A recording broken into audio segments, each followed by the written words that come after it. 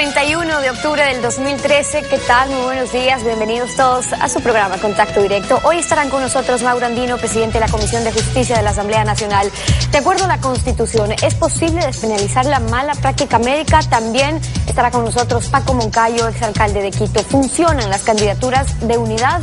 Y Dalo Bucaram, asambleísta nacional del PRE, respetan a la Constitución, las resoluciones de suspender a los asambleístas la libertad de expresión. Lo vamos a examinar. Un acuerdo del gobierno con los médicos permitiría encontrar una solución al conflicto con ese gremio empeñado en que no se penalice la mala práctica profesional. Según el asambleísta opositor Luis Fernando Torres, este arreglo ratifica el papel secundario de la Asamblea Nacional. Enseguida, el informe de Félix Narváez. En el aire se quedó la Comisión Legislativa de Justicia, que hoy esperó a los médicos para ver cambios al Código Penal en marcha. Mientras en otro lugar, el principal dirigente médico Alberto Narváez reveló que cambiarán el texto de la mala práctica profesional en acuerdo directo con el gobierno, sin mediar asambleístas. Para que esta sea una postura del Ejecutivo y que sea discutida después en el Legislativo. La Asamblea tiene aprobado una parte del nuevo código y allí el homicidio culposo por mala práctica profesional con 3 a 5 años de cárcel. Los médicos proponen ser supervisados según el Código de Salud y que en el nuevo Código Penal solo se menciona el término faltas muy graves. Según Narváez, así es en muchos países. Que las culpas o errores no sean denominadas mala práctica, ¿no? Algo incómodo, el titular de la Comisión de Justicia, Mauro Andino, afirmó desconocer los acuerdos, pero aspira a que algunas pautas del código subsistan. De que las acciones culposas no deben estar como tipos penales y que deben salir del ordenamiento penal. Eso sería una monstruosidad. Mientras su coidearia María José Carrión anunció que la bancada gobernista acordó reconsiderar todo lo aprobado del Código Penal. Para eso vamos a seguir insistiendo en que todo puede ser modificado, pero vamos a modificar solo lo necesario. Para el opositor Luis Fernando Torres, los acuerdos son importantes, pero rechazó que se reemplace así a la legislatura. Los asambleístas renuncian a hacer lo que les corresponde y el Ejecutivo asume tareas de orden legislativo que solamente puede asumirlas cuando el proyecto sea enviado al Ejecutivo. Según los médicos, su acuerdo es con las ministras de Salud, de la Política y otros altos funcionarios. Estiman que en 2 o 3 semanas estarán listos los reajustes para ir a la Asamblea y al Ejecutivo. Se le ha modificado en parte, compañeras.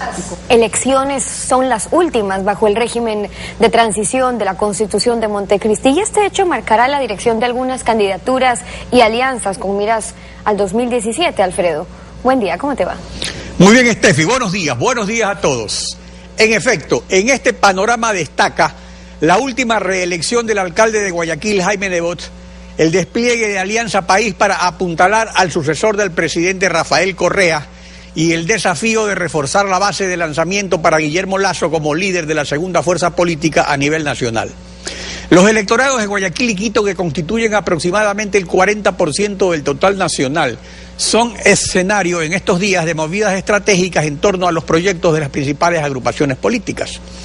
La cancha está marcada de tal forma que los resultados previsibles señalan una segura reelección de alcaldes en Guayaquil y Quito, pero mientras en la capital de la República se insinúa una votación compacta en torno a los candidatos de Alianza País para alcalde y prefecto, con un espacio para medir fuerzas entre opositores, en Guayaquil funciona, en cambio, un voto cruzado que potencia al máximo la reelección del alcalde Nebot, que en el 2009 recibió voto cruzado de 3 candidatos presidenciales, Correa, Gutiérrez y Noboa, y de los candidatos a prefecto, Jimmy Jairala y Pierina Correa, lo cual indica como estrategia de contundencia que Madera de Guerrero no lance candidato a prefecto igual que en el 2009 para ahora absorber el voto cruzado que vendrá de Jairala por Alianza País y de Monge por Creo.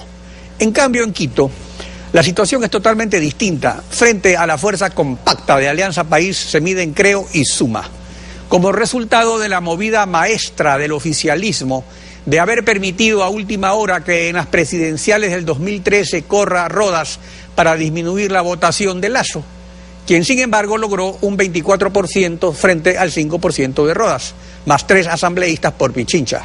Pero ahora Mauricio Rodas enfrentará para alcalde a Juan Carlos Solines, quien evidentemente no tiene el peso de Guillermo Lasso, por lo cual Rodas corre, como lo hizo para presidente, en un propósito legítimo y evidente de promoción personal, aunque eso signifique dividir a la oposición y favorecer a Alianza País. Lo que también abre incógnitas para Alianza País, cuando en el 2007 el candidato presidencial no será Rafael Correa. La actualidad, los protagonistas, el análisis y la información en Contacto Directo. El reclamo de los profesionales de la salud sobre la mala práctica profesional en el proyecto de Código Orgánico Integral Penal mereció este comentario del presidente de la República. Veamos. Coincidimos en parte con la postura de los médicos. O sea, es claro que hay que sancionar la mala práctica profesional como en muchos países del mundo. Eso está incluso en la Constitución, ¿ya? Pero sí se cometieron errores en la redacción del artículo. Si ustedes quieren errores, ya se corrigieron en una reunión que tuvieron con el presidente y de nuevo tuvimos la reunión y no hicieron, llegamos a un acuerdo, acogimos sugerencias de los médicos y básicamente el Ministerio de Salud Pública, no del viceministro, que es un médico, Miguel Malo, ¿ya? Llegamos a un acuerdo y se puso otra cosa en la asamblea. Así que nosotros no estamos bajo presión. Si quieren renunciar, a mí no me están perjudicando, se están perjudicando ustedes, a su familia, pierden su trabajo, es un signo de coherencia, de valentía, lo felicito. Lo que sí les quiero decir es que todavía no ha pasado absolutamente nada. Recuerden, o sea, todavía se está discutiendo el código. Hay que ver cómo sale la asamblea y si sale algo con lo que no estamos de acuerdo, yo lo puedo vetar. Mauro Andino, presidente de la Comisión Especializada de Justicia de la Asamblea Nacional. Buenos días, bienvenido a Contacto Directo. Gracias, Alfredo, buenos días. Un gusto poder dar inicio en esta mañana. El presidente de la Federación Médica ha anunciado la presentación de una propuesta de acuerdo a la ministra de Salud. En el bloque de legisladores o en la Comisión de Justicia, ¿se ha tomado alguna decisión? ¿Se continúa analizando el tema? ¿Cómo van estas gestiones? Alfredo, primero hay que hacer una serie de puntualizaciones. El actual texto que consta en el informe que fuera aprobado por la Asamblea Nacional ha evolucionado muchísimo, se ha desarrollado de mejor manera de lo que vino del proyecto inicial del Ejecutivo, construido por el Ministerio de Justicia. Aquí, por ejemplo, en el artículo 200 se habla de mala práctica médica, ¿sí? Es decir, que allí sí se podía o se puede señalar que había un direccionamiento en contra de los profesionales de la salud. Pero nosotros, ¿qué es lo que hemos hecho? Determinar y desarrollar lo que al respecto habla el artículo 54 de la Constitución de la República, que señala muy claramente sobre la mala práctica profesional, arte u oficio, en especial lo que ponga en riesgo la salud o la vida de las personas. Eso dice el artículo 54 de la Constitución de la República. Pero aparte de ello, actualmente en el Código Penal vigente existen aproximadamente, Alfredo, 18 tipos penales que sancionan no la mala práctica profesional, sino directamente a los médicos. El artículo 156 habla de los médicos con sanciones que van de prisión de 1 a 5 años. El artículo 284 habla de los médicos, cirujanos, farmacéuticos con prisión de 1 a 6 meses.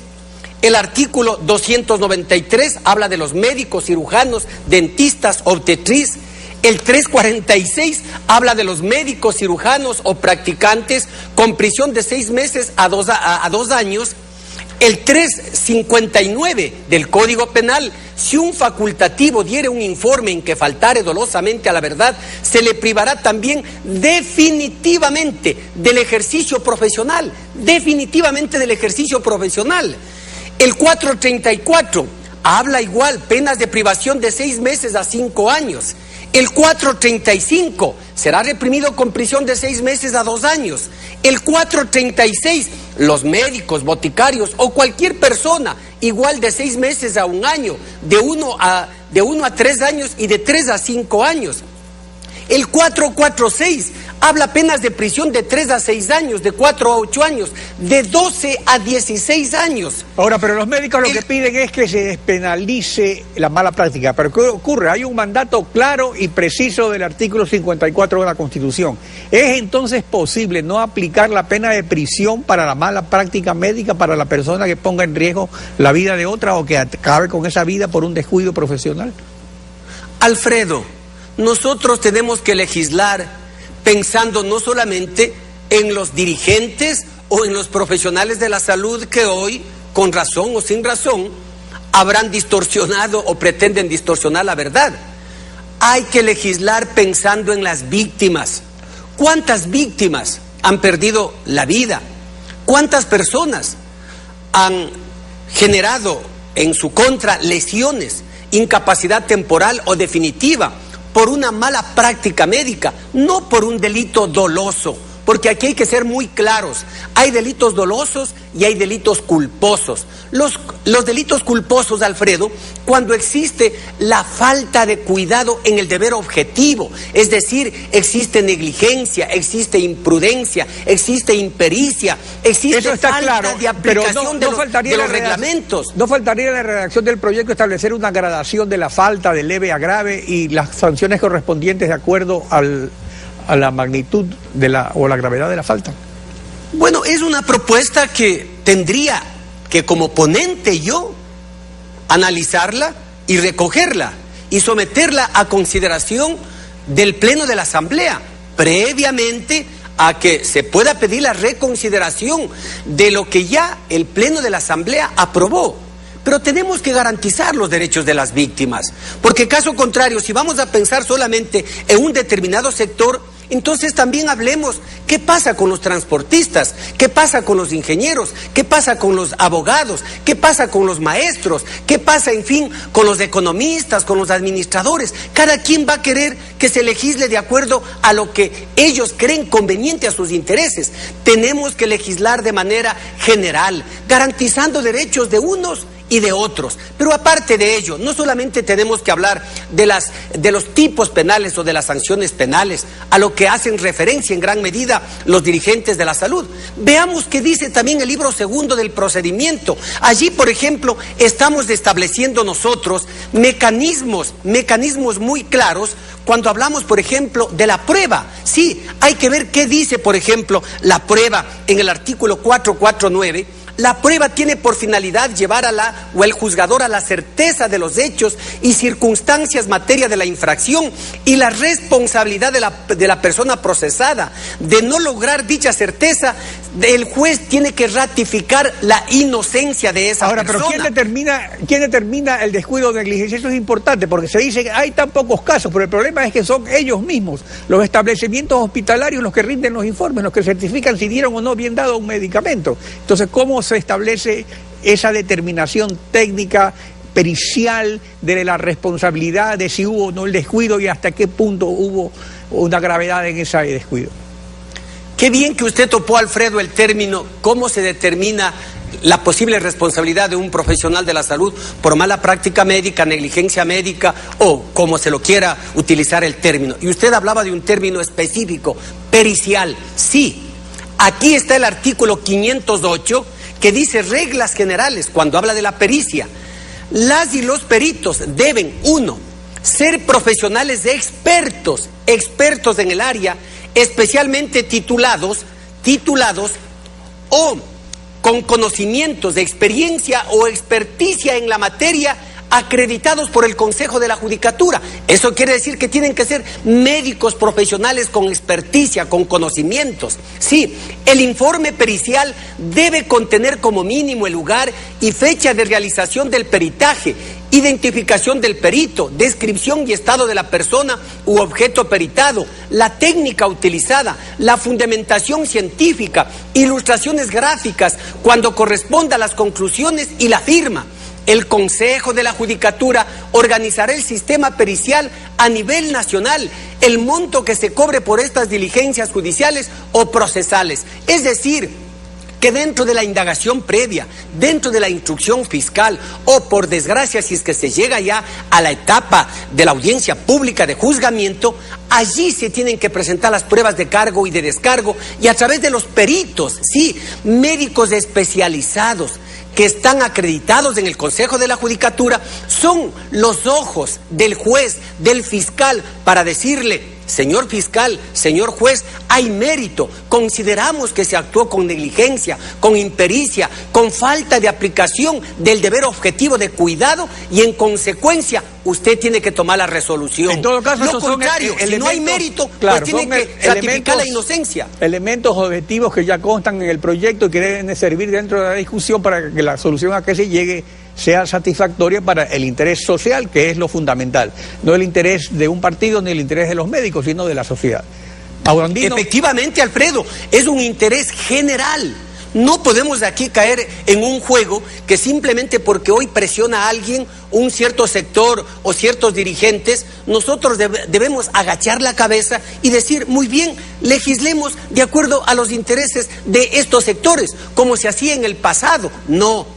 Lo que decía el compañero presidente de la República en una de sus últimas intervenciones, decía: hay que garantizar con equilibrio los derechos de las partes, tanto de las víctimas como también de aquellos que supuestamente se sienten perjudicados. Pero bueno, yo pregunto, con la legislación penal, Alfredo, con la legislación penal que está vigente, ¿qué médico o cuántos médicos han sido inhabilitados definitivamente de su profesión? No conozco. Yo tampoco conozco, han sido procesados? Por eso es que es necesario establecer una legislación justa y que sea de beneficio social. Le agradezco su participación en Contacto. Gracias, Alfredo. Buenos días. Son las 7 de la mañana con 18 minutos. En breve estaremos con Paco Moncayo. ¿Es factible un candidato de unidad para alcalde de Quito? Ya regresamos con ese tema. Quédense en nuestra sintonía. Un médico inteligente solo debe aceptar enfermos leves, lo dijo Enrique Jardiel Ponceala, escritor y dramaturgo español.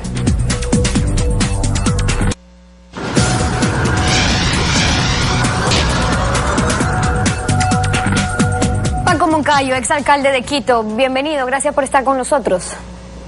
Buenos días, Steffi, qué gusto estar con usted. Un saludo muy cariñoso a la audiencia. De cara a las próximas elecciones para la alcaldía de Quito, Augusto Barrera iría para la reelección, Mauricio Rodas ha anunciado su candidatura y así lo hará Juan Carlos Solines. Bajo este escenario, escuchemos algunas de las declaraciones. En esta campaña habrán dos opciones. Una, representada por el alcalde Barrera, que tratará de imponerse por la fuerza, por la intimidación, utilizando este enorme aparato de propaganda millonario que nos cuesta a todos los quiteños. Y la otra opción es la que nosotros representamos, la opción de la unidad, la opción de la alegría, la opción de la esperanza. Yo tuve una conversación larga como...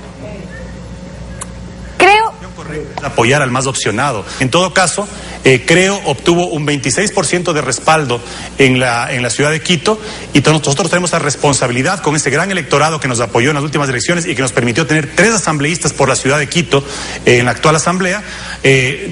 Nos permita pues y tenemos la obligación de dar una respuesta con propuestas y eso es lo que estamos haciendo.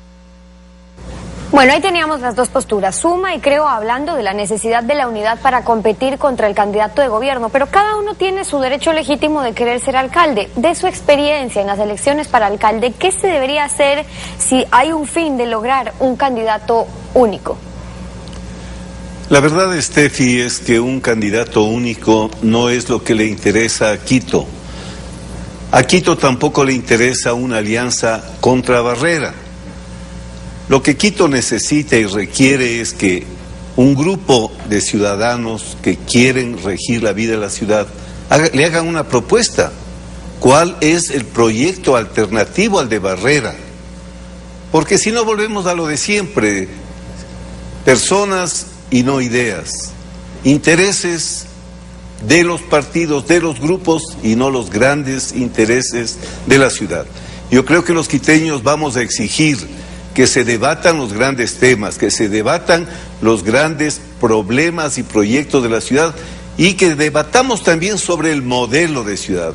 Una ciudad que no tenga un modelo, que le permita proyectarse al futuro, una ciudad en la que se improvise cada día, va a estar estancada. Entonces yo sí creo que es necesaria la unidad de muchos sectores alrededor de un proyecto, no contra Barrera, y que ese proyecto sea seductor para la ciudadanía, que ese sea un proyecto que nos enamore, que nos haga ver un futuro realmente halagüeño y que también le permita al alcalde actual presentar sus alternativas y que los quiteños podamos escoger. Es que hay que definir si un candidato, que no sea Barrera, un candidato sería entonces de la oposición, como lo ha dicho Solines, que representa al partido, creo, de oposición, o como dice Antonio Ricaurte, que Barrera no es Correa y que con el presidente sí se va a coincidir en muchas cosas. Ahora, no necesariamente se estaría hablando de oposición. Bueno, la oposición, insisto, tiene que ser una oposición de ideas, pero lo que usted mismo está reproduciendo demuestra el viejo discurso. Lo que estamos hablando es que si es que estamos a favor del presidente Correa o en contra, si somos oposición o no somos oposición. ¿Oposición a qué? En Quito hay que decir cuál es el modelo de ciudad que ha puesto en vigencia el señor alcalde Barrera, abandonando un proyecto exitoso que tenía una proyección hacia el año 2025. A este proyecto del alcalde Barrera, ¿qué proyecto vamos a oponer? Y alrededor de ese proyecto puede haber una unidad de muchos sectores. Pero no es cuestión de volver a decir, yo sí soy oposición, el otro no es oposición, él dijo que le admira a Correa. Eso es trivializar el debate. La ciudad de Quito requiere un debate serio, profundo, de sus problemas y de su proyección en la historia. Eso es lo que pedimos. Independientemente de que un candidato sea de oposición o de gobierno, lo que necesita Quito es que el candidato sepa exigir lo que le corresponde a Quito y además poder trabajar con el gobierno para el bien de la ciudad. Pero ¿usted cree que sí es necesario, tal como está el tablero electoral, más allá de los temas que ya se discutirán en su momento, pero tal como está el tablero electoral, es necesario que haya un candidato de la unidad para que pueda competir con el candidato Barrera y que no se divida el electorado, que no vaya a votar por el candidato de gobierno? Yo estoy de acuerdo en eso también. Tenemos un acto muy digno, muy decente de Antonio Ricaurte. Él, con más de 20% de intención de voto, da un paso a un costado y permite que haya una alianza en la cual el candidato del grupo sea Rodas. Eso es un ejemplo de desprendimiento. Después vendrán quienes digan que había intereses o lo que sea. Bueno, hay un acuerdo. Se ha dicho ya, además, y así es en política. Si es que alguien tiene y comienza como Rodas con 23% de intención de voto, no puede alguien que tenga 3, 2% querer imponer condiciones para hacer la alianza. Si ese es el mejor candidato, si es el que mayores respaldos tiene de entrada, si es que este candidato da la idea de una presencia fresca, de una nueva posibilidad de retomar los grandes temas de la ciudad, hay que unirse alrededor de él. Insisto, no anti-Barrera, que este candidato presente su proyecto, que nos diga qué clase de ciudad debemos construir. Ahora, ¿cómo debemos cambiar? Eso es lo que necesitamos. Cualquiera de los dos candidatos, o los dos, más que medir fuerzas entre ellos, van a tener que competir contra el candidato de gobierno que va a la reelección. Usted también ha tenido la experiencia de lanzarse a la reelección y ganó. Quien está en el poder, quien pueda hacer publicidad informando sobre sus obras, utilizando su nombre, cuando actualmente hay un vacío legal, según el CNE, para establecer los límites del margen de la prohibición de los recursos públicos que ya especifica la ley, y no solamente en periodo de campaña electoral, sino siempre para promocionar sus nombres y organizaciones, la probabilidad de ganarle al candidato de gobierno y que va a la reelección es mínima. No, mire, la verdad es que el alcalde tiene ventajas, tiene la estructura, en este caso tiene el respaldo de un presidente muy popular y muy querido en Quito, pero también ya el alcalde tiene 4 años que pueden ser criticados, o sea, la ventaja es relativa, porque a Rodas no le pueden decir ningún error que haya cometido porque no ha estado en funciones. Al alcalde le pueden decir por qué no hizo esto, por qué cambió estos proyectos, por qué. Entonces va a haber una competencia que yo creo nos puede permitir observar que no hay ganador ya seguro desde este mismo momento. Me parece a mí que el alcalde Barrera es ganable y que si hay un proceso transparente y si es que hay una propuesta de ciudad con un solo candidato que aglutine todas las fuerzas, no insisto de oposición a Barrera, un proyecto de ciudad, o sea, una aglutinación de esfuerzos por una mejor ciudad, yo creo que no se ha dicho nada todavía y que está por ver los resultados. Yo me refiero qué pasa. Para analizar la fuerza también del candidato de oficialismo. Cuando usted llegó a la asamblea lo hizo por el movimiento municipalista, del cual terminaron separándose, y lo que pasó es que muchos terminaron votando con el oficialismo. Ahora, además, con una mayoría calificada que tiene Alianza País, que puede tomar cualquier decisión por sí misma, quien no está con el oficialismo en el tiempo prácticamente va desapareciendo, lo van silenciando, es como la oferta del padrino, o conmigo o se quedan sin nada. Entonces, ¿cómo ve usted ese escenario? Bueno, esos escenarios son transitorios, eso no dura toda la vida. Un movimiento político que vive por el caudillo, un movimiento tan disímil, tan diverso, en el cual se han recogido todas las tendencias. Usted tiene que entender, Steffi, que en Alianza País existen gentes desde las derechas antiguas más extremas hasta gente revolucionaria. Entonces, estas personas hoy se dan cuenta que es el presidente el que les sustenta, que está en la asamblea porque estuvo en la lista del presidente. Muchos están corriendo detrás del presidente para estar en las candidaturas con el número del presidente. Esto es así, pero eso es transitorio. La política tiene que regenerarse, la democracia tiene que recuperarse. Necesitamos partidos ideológicos, necesitamos propuestas de país, de ciudad, y no simplemente adhesiones y fidelidades a una persona, a un líder, a un caudillo. Yo creo que esto va a cambiar. Es la lectura de Paco Moncayo, exalcalde de Quito, acompañándonos hoy en Contacto Directo. Gracias por haber estado con nosotros. Gracias, Steph. 7 de la mañana con 34 minutos. Pausa y en instantes el asambleísta nacional por el PRE, Dalo Bucaram. Sanciones a asambleístas que prohíben la libertad de expresión también. Ya regresamos. Quédese con nosotros.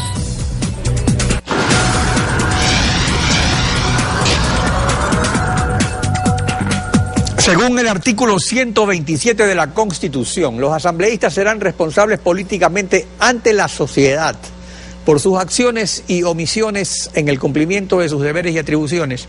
Y de acuerdo al artículo 128, no serán responsables ni civil ni penalmente por las opiniones que emitan ni por las decisiones o actos que realicen en el ejercicio de sus funciones. Dalo Bucaram, asambleísta nacional por el PRE, buenos días, bienvenido a Contacto Directo. Buenos días, doctor, buenos días a toda la teleaudiencia.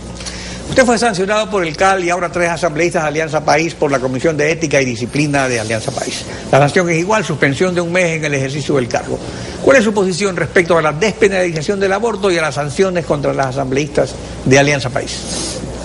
Bueno, lo he manifestado abiertamente y he tratado de hacer una separación en ambos puntos, ¿no? La posición respecto al aborto, no solo como creyente, sino como un ser humano que se solidariza con el dolor del prójimo, es rechazar rotundamente el asesinato a un niño a través del aborto.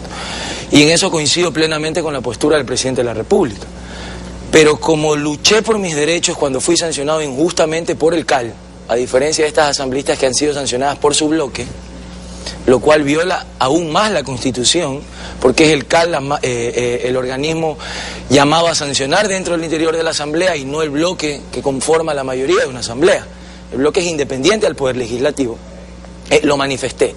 El derecho de un legislador a expresarse, a hablar al interior del Parlamento, no puede ser limitado y no puede ser sancionado, porque es un derecho que está establecido en la Constitución.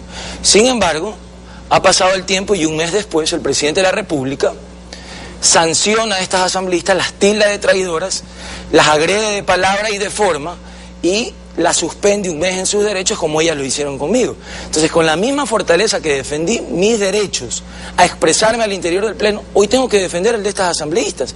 Por más equivocada que sea su tesis desde mi punto de vista respecto al aborto, debe de tener un parlamentario, un asambleísta, todo su derecho a expresar sus conceptos al interior de la Asamblea y no pueden ser sancionadas por el delito de pensar diferente a quienes las pusieron o no en la Asamblea Nacional.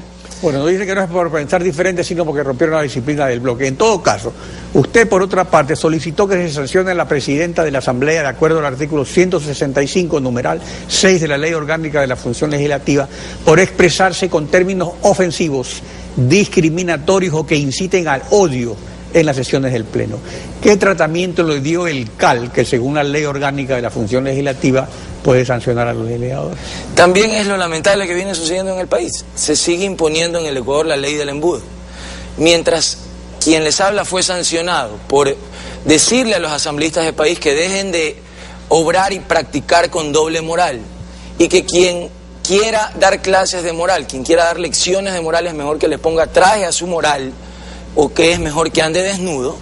Fui sancionado un mes por una mayoría legislativa prepotente que actúa exactamente igual a la partidocracia del pasado. Entonces este es el bloque de la doble moral.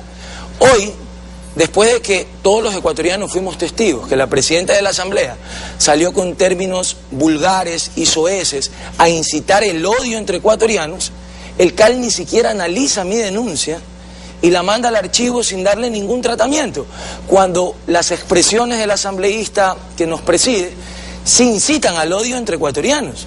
Entonces, esas prácticas son las que están deslegitimando a la Asamblea Nacional y que el pueblo tendrá que juzgar si fue correcto o no entregarle el poder legislativo al presidente de la República para que se acabe la fiscalización, para que se acabe el debate. Hoy el presidente critica, por ejemplo, que el tema del aborto, él pide la sanción para estas asambleístas porque fue un tema que ni siquiera lo trató el Pleno y que en el bloque no se trató, reconociendo que el articulado de una ley no se debate en las comisiones, sino en Alianza País.